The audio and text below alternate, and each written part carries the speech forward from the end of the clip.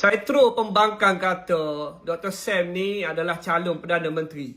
Tapi pemimpin mereka tak sebut macam tu. Contohnya Tuan Ibrahim Tuaman, dia kata Samsuri ni bukan poster boy. Yang terbaru, Muhyiddin Yassin keluarkan kenyataan yang sama.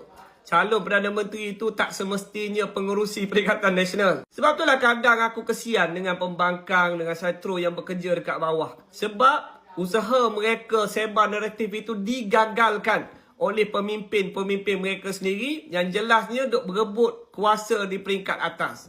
Yang kita kena sedar kat sini, majoriti pemimpin Perikatan Nasional ini Melayu. Tapi duk bergaduh dan berebut jawatan. Adakah Daily ada post kan yang mana Samsuri ini hadir di waktu yang tepat, di kala rakyat memerlukan perubahan.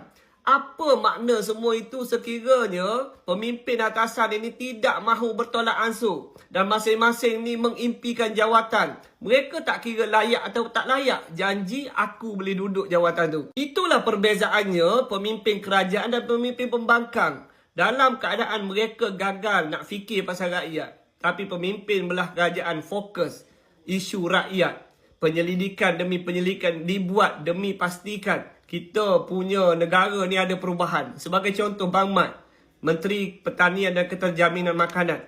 Yang mana Bang Mat ada jawab soalan daripada pembangkang di dalam Dewan Parlimen berkenaan dengan kapasiti penyelidikan pertanian negara.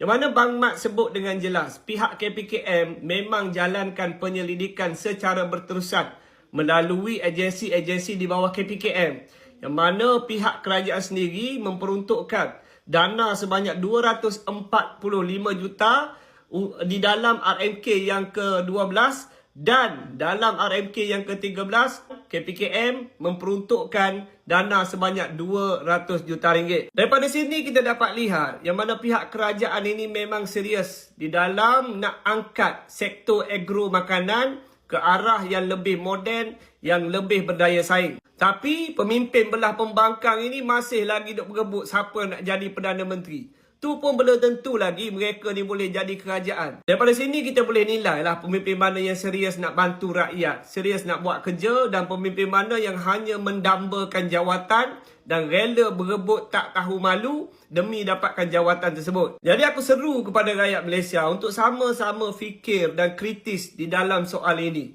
Jangan kita terjerat di dalam satu permainan politik hingga akhirnya kita mengangkat pemimpin yang hanya fikirkan jawatan dan kedudukan lebih daripada kemampuan mereka untuk berkhidmat kepada rakyat. Assalamualaikum. Ciao.